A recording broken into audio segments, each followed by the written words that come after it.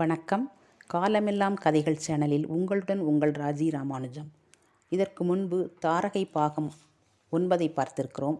இப்பொழுது 10வது பாகத்தை பார்க்கலாம்.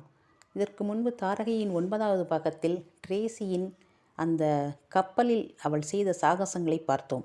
ஆம், 2 பெரிய செஸ் ஜாம்பவான்களை அவள் தோற்கடித்தது. அதில் கிடைத்த பணத்தை கொண்டு அவள் லண்டனில் போய் செட்டிலாக திட்டமிட்டிருந்தாள். அதேபோல் அந்த $1,01,000 பணத்தை எடுத்துக்கொண்டு லண்டன் சென்றாள். பெரிய பெரிய ஹோட்டல்களில் தங்கினாள். ஒரு ஹோட்டலில் அவள் தங்கி இருக்கும் பொழுது அவளுக்கு ஒரு லெட்டர் வந்தது. நாம் இருவரும் சந்திக்கலாமா? இப்படிக்கு கந்தர் என்று மட்டும் இருந்தது. யாரது கந்தர்? சரி, போய் பார்ப்போம் என்று அவன் கூறிய இடத்திற்கு சென்று அவனை பார்த்தாள். அவன் சிறு வயது பையன் இல்லை, ஆனால் 60 வயது கிழவன், அறிவாளி கிழவன். அவனாலேயே அவளது வாழ்க்கை மாறப்போகிறது என்பது அவளுக்கு தெரியவில்லை. இருந்தாலும் இந்த கிழவனிடம் நமக்கு என்ன பேச்சு என்று ஒரு அசால்ட்டாக அசிரத்தையாக அவள் இருந்தாலும் அவள் என்னதான் சொல்கிறார் என்று கேட்போம் என்று கேட்டுக்கொண்டிருந்தாள். மார்சன் தான் உன்னை எனக்கு கூறினார், உன்னை பற்றி நீ அழகி என்றும் அறிவாளி என்றும் கூறினார். போதும் போதும் என்று மனதுக்குள் நினைத்து கொண்டாள். உன் அழகை விட உன் புத்திசாலித்தனத்துடன் நான் உன்னை ஒரு என்ன சொல்வது நட்பு பூணலாம் என்று நினைக்கிறேன் என்று சொல்லுவார் கந்தர். பார்ப்போம் என்று ஒரு சுவாரஸ்யமில்லாமல் இருந்தால் ட்ரேசி. அதற்கு பின் அவர் சொன்னார், உன்னிடம் உள்ள இந்த பணமெல்லாம் தீர்ந்து போய்விட்டால் பின் என்ன செய்வாய்? உன்னை இந்த உலகத்தின் நம்பர் 1 கோடி பெரிய பெரிய பணக்காரிகளில் ஒருத்தியாக ஆக்கலாம் என்றுதான் உன்னுடன் நட்பு பூண வந்தேன். உனக்கு அதில் விருப்பமில்லை என்று நான் புரிந்து கொண்டேன். எப்பொழுது தேவையோ அப்பொழுது என்னிடம் வா என்று கூறிவிட்டு அவர் சென்று விட்டார். இவள் ஓட்டல் அறைக்கு போய் உட்கார்ந்து யோசித்தாள். ஆமாம், அவர் கூறியது உண்மைதான். இந்த பணம் தீர்ந்துவிட்டால் மீண்டும் நமக்கு எங்கு சென்று கொள்ளையடிப்பது என்று யோசித்து கொண்டே சரி அவரிடமே போவோம் என்று அவர் வீட்டுக்கு சென்றார். அவர் சாதாரணப்பட்ட மாளிகையில் இல்லை, பெரிய பங்களாவில் இருந்தார். ஆடு மாடு கோழி குதிரை ஆட்டம் பாட்டம் ஆள் எல்லாம் இருந்தது, மனைவியை தவிர. இவளை உற்சாகமாக வரவேற்றார் கந்தர். வா, நீ எப்படியும் வருவாய் என்று நான் நினைத்தேன். சரி உட்கார் என்று சூடாக டீயை கொடுத்து பேசத் தொடங்கினார். நீ பெரிய அழகி, புத்திசாலி என்று ஏற்கனவே சொல்லிவிட்டேன். என்னை பற்றியும் சொல்கிறேன் கேள். நான் ஒரு ஜெர்மன்காரன். என் தந்தை பெரிய பேங்க் வைத்து நடத்தினார். என் அம்மா யூதர் குலத்தைச் சேர்ந்தவள். அவர்கள் இருவரும் இப்போது இல்லை, குண்டுவெடிப்பில் இறந்து விட்டார்கள். ஆனால் பெரிய புராதன கலைப்பொருட்களை எல்லாம் நிறைய வைத்திருந்தார்கள். நான் மீண்டும் ஜெர்மன் செல்ல விரும்பவில்லை, லண்டனுக்கே வந்துவிட்டேன். லண்டனில் ஒரு கடை வைத்திருக்கிறேன். உன்னை வைத்து மிகவும் நிறைய சம்பாதிக்கலாம் என்று திட்டம் போட்டிருக்கிறேன் என்று சொன்னார். ஓ சரி, என் வீட்டை சுற்றி பார்க்கலாம் வா என்று சுற்றி பார்த்து கொண்டே வரும்பொழுது நிறைய வண்ண வண்ண புறாக்களை பார்த்தாள். ஆம் கந்தர், இவ்வளவு வண்ண வண்ண புறாக்கள் கலர் கலராக வைத்துள்ளீர்கள். ஒரு வெள்ளை புறா கூட இல்லையே. இந்த புறாக்கள் எல்லாம் என்ன சாதாரண புறாக்கள் என்று நினைத்தாயா? இவையெல்லாம் தூது புறாக்கள்.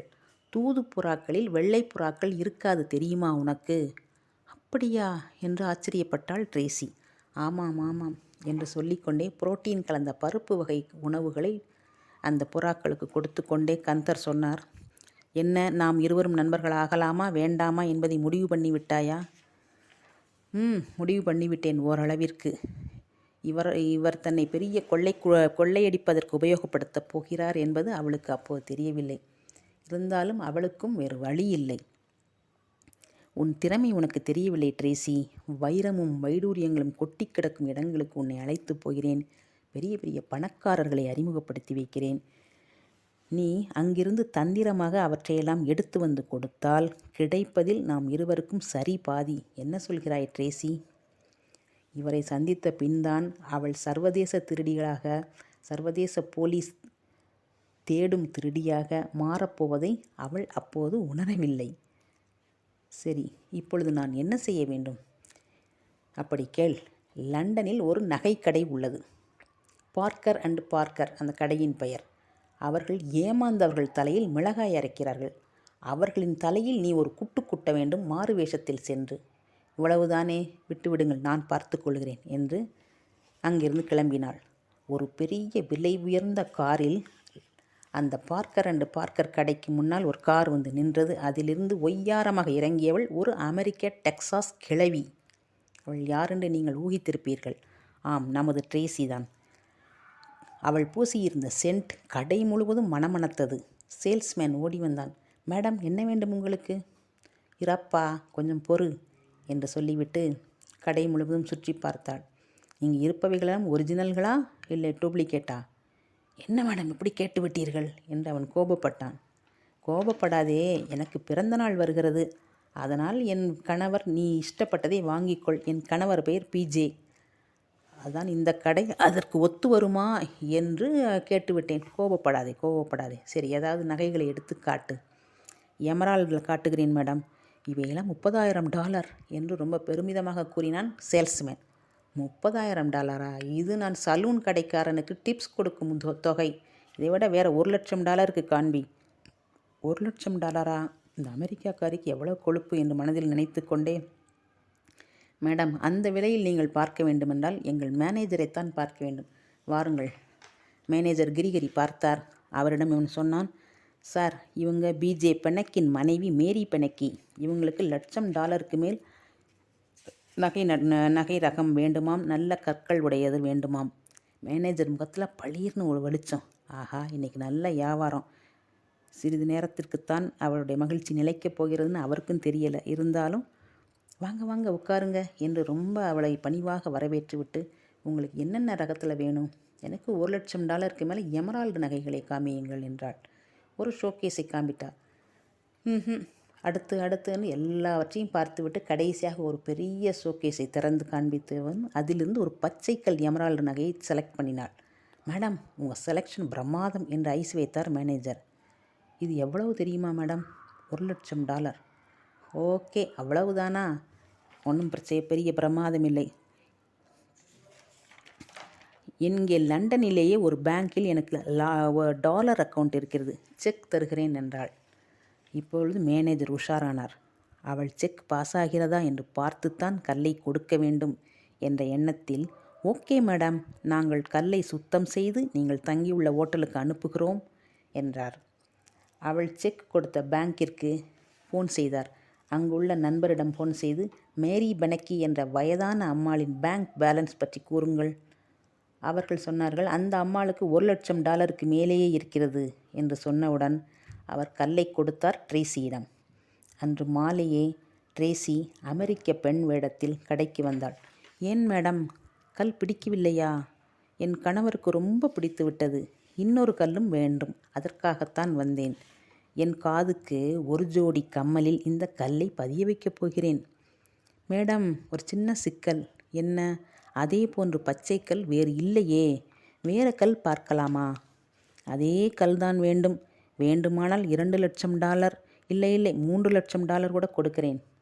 இப்பொழுது கிரிகரிக்கு மனதிலேயே ஒரு கணக்கு வந்தது. விசாரித்தால் கண்டிப்பாக பச்சைக்கல் கிடைக்கும். இவள் 2 மடங்கு அதிகம் தருகிறேன் என்கிறாள். அதை வாங்கி நாம் பையில் போட்டுக்கொள்ளலாம் என்று நினைத்து கொண்டு, கொஞ்சம் டைம் கொடுங்க மேடம். இந்த வார கடைசி வரை டைம் எடுத்துக்கொள்ளுங்கள். என் வீட்டுக்காரர் 3,50,000 வரை கூட கொடுப்பார். கற்பனையில் பறந்தார் மேனேஜர் கிரிகரி. $1,00,000 கடையில் கொடுக்க வேண்டும். மீதி $2,50,000 நம் பாக்கெட்டில். 2 நாள் கழித்து ட்ரேசி மீண்டும் ஃபோன் செய்தாள். $4,00,000 கூட கொடுக்கும்படி என் கணவர் கூறிவிட்டார். பச்சைக்கல் மட்டும் எனக்கு வேண்டும். பச்சைக்கல்லை ரெடி பண்ணி விட்டீர்களா? பொறுங்கள் மேடம், விசாரித்து கொண்டும் விளம்பரப்படுத்தி கொண்டும் உள்ளேன். உங்கள் பிறந்த நாளைக்குள் கிடைத்துவிடும் என்று ஃபோனை வைத்தபின் வேறு ஒரு ஃபோன் வருகிறது மேனேஜர் கிரிகரிக்கு. சார், நான் ஒரு இத்தாலிய பெண்மணி. உங்களுக்கு பச்சைக்கல் வேண்டும் என்று விளம்பரம் பார்த்தேன். எங்கள் குடும்ப பொக்கிஷம் ஒரு பச்சைக்கல் உள்ளது. இப்பொழுது குடும்பச் சூழல், விற்க வேண்டிய சூழல். அதுவும் கொலம்பியாக்கல் 10 கேரட் உள்ளது. நீங்கள் கேட்டபடியே. அப்படியா என்று அவள் இருக்கும் சவாய் ஓட்டலுக்கு பறந்தார் கிரிகரி. அங்குள்ள பெண் கண்களில் கருவளையத்தோடு ஒரு கூந்தலில் நடுநடுவே நரைமுடியோடு அந்த பெண் கதவை திறந்தாள். வாருங்கள், எங்கள் குடும்ப பொக்கிஷம் வேறு வழியில்லாமல் விற்க வேண்டி உள்ளது. கல்லை வாங்கி பார்த்த மேனேஜர் கிரிகரிக்கு மிகவும் சந்தோஷம். அதே போல் அச்சு அசலாக அப்படியே உள்ளது. ஓகே, $60,000 தருகிறேன். நோ $2,50,000 ஒரு பைசா குறையாது. யோசித்தார் கிரிகரி. சரி, $1,00,000 போக மீதி $1,50,000 நமக்கு மிச்சம். அவளிடம் செக்கை கொடுத்துவிட்டு ஓடினார் கடைக்கு. டெக்சாஸ்காரியிடம் 4 லட்சத்துக்கு விற்க அமெரிக்க பெண் மேரி பெனக்கிற்கு ஃபோன் போட்டார். அதேபோல் பச்சைக்கல் கிடைத்து விட்டது மேடம் என்று கூற, ஆனால் அவள் ஓட்டலை காலி செய்து விட்டாள் என்று தகவல் வந்தது. அதிர்ச்சியடைந்தார் மேனேஜர். உடனே இத்தாலிக்காரிக்கு ஃபோன் செய்தாள். அவளும் ஓட்டலை காலி செய்து விட்டதாக தகவல் வந்தது. உடனே பேங்கிற்கு ஃபோன் செய்தார். செக்குக்கு பணம் தர வேண்டாம் என்று சொல்ல, காலம் கடந்து விட்டது. அவள் பணத்தை வாங்கி கொண்டு பறந்து விட்டாள். அதன் பிறகுதான் மேனேஜருக்கு பயங்கர உண்மை புரிந்தது. தான் $1,00,000 விற்ற அதே கல்லை தானே மீண்டும் $2,50,000 கொடுத்து வாங்கியிருப்பது புரிந்தது. பொத்தென்று நாற்காலியில் விழுந்தார். திருடனுக்கு தேள் கொட்டியது போல. யாரிடம் போய் கம்ப்ளைண்ட் பண்ண முடியும்? ஏமாந்தவர்களிடம் மிளகாய் அரைப்பது அவர்களுக்கு மட்டும்தான் தெரியுமா என்ன? நம் ட்ரேசிக்கு அது கைவந்த கலையாயிற்றே. மீண்டும் பார்ப்போம் ட்ரேசியின் திருவிளையாடல்களை. நன்றி, வணக்கம்.